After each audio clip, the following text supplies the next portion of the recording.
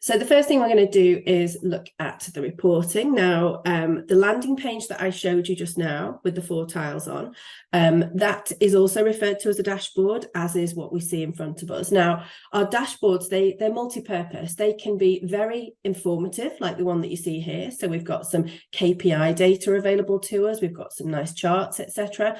But they can also, like you saw in the previous screen, walk your users through the tasks at hand. So be it running their reports, be it performing their strategic plan or their bottom-up budget. And of course, they can be tailored to all of your different users' needs. So effectively, if you wanted to, every group of users or every user could have a slightly different dashboard. It's entirely up to you how you want to set them up.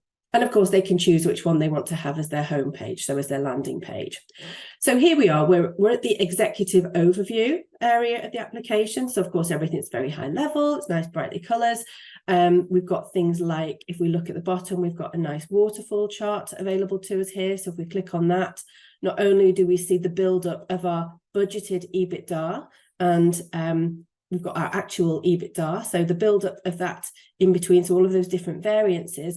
We also have all of the accounts that are taking part in this particular chart. So we've got all of those accounts that you see on the left-hand side. Now, you'll also notice that we've got 3 entities that we'll be working with in the main today. Now, this is an American company, the OneStream. As you can see, I've got my icon at the top right. And of course, that means that the entities that I'm working with today are Houston Heights. So we've got data in there for Houston Heights for all of those accounts. We've got South Houston, and they all roll up to a total of Houston. So Houston is effectively their parent. Now, importantly, when people are looking at data within the system, when your users are going in to analyze and they see large variances, for example, or very large negative numbers like we have for bad debt or we've got for sourcing, you can actually populate explanations for the data. So what that means is that your users don't have to come and wait for you. For example, they may send you an email in the morning, you're in meetings all day for a question around why a value is presenting the way it is. So all they need to do is look in the application and see the explanation.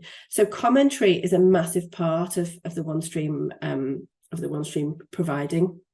Now, the other thing that we can do with commentary as well is also aggregate it, which of course is very useful. So you can see all of the aggregated values, all of the aggregated comments at upper levels as well.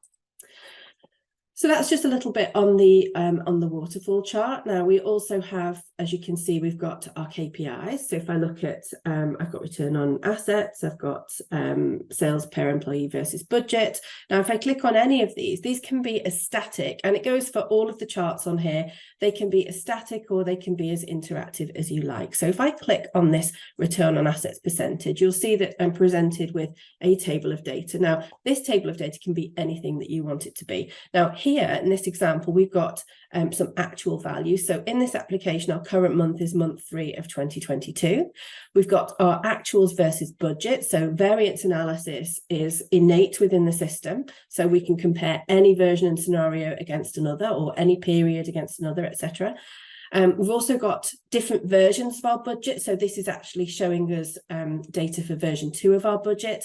And we've also got some data which is showing us variances to prior year and, of course, the same month of last year. So we're just looking at comparisons there as